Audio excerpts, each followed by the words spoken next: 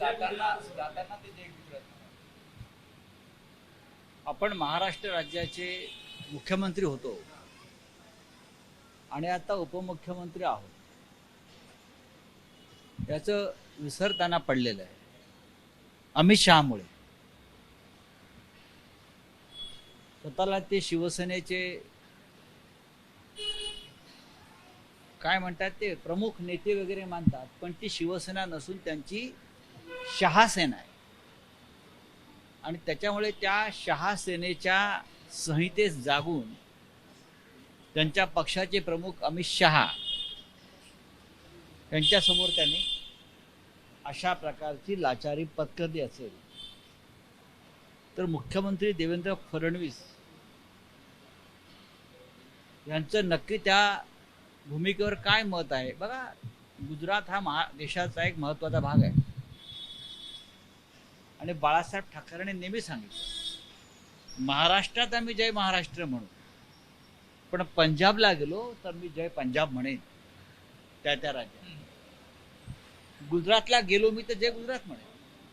पण हे महाराष्ट्राचे पहिले मंत्री, उपमुख्यमंत्री आणि माजी मुख्यमंत्री आहेत की ज्यांनी या महाराष्ट्राच्या पुण्यनगरीमध्येच जय गुजरातचा नारा दिला.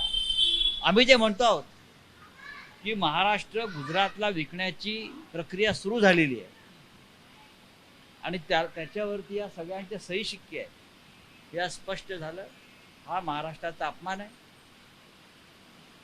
गुजरातविषयी आमच्या मनामध्ये कोणतंही द्वेष भावना किंवा चुकीचे विचार नाहीये, पण महाराष्ट्राच्या मुख्यमंत्र्यांनी, माजी सध्याच्या उपमुख्यमंत्र्यांनी अशा प्रकारे आपल्या मालकाच्या समोर, म्हणजे शहांच्या समोर जय गुजरात म्हणणं म्हणजे त्यांच्या मनात नक्की काय चाललंय याचा हा उद्घोष आहे.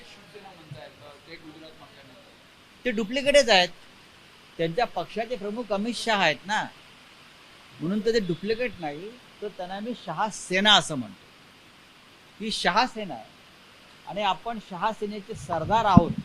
अमित शहानी नेमलेले याच त्यांनी पुण्यनगरीमध्ये जो मराठी माणसाचा बालेकिल्ला आहे, मराठी महाराष्ट्राची संस्कृती तिथे आहे, तिथे त्यांनी जय गुजरातचा नारा देऊन या महाराष्ट्राचं भविष्य आणि भवितव्य कोणाच्या हातात आहे आज हे दाखवून दिलं.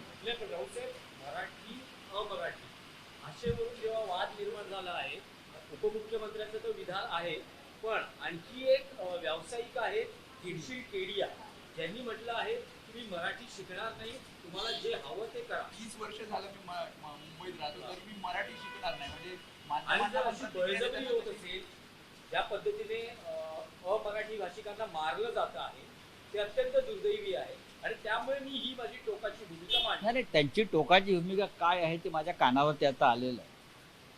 त्यांनी राज ठाकरे यांना आव्हान देण्याचा तो प्रयत्न केला, मी पाहिलं. आणि महाराष्ट्रात राहून मी मराठी शिकणार नाही ही जी मस्ती वाढलेली आहे ती एकनाथ शिंदे, अमित शहा यांच्या राजकारणामुळे.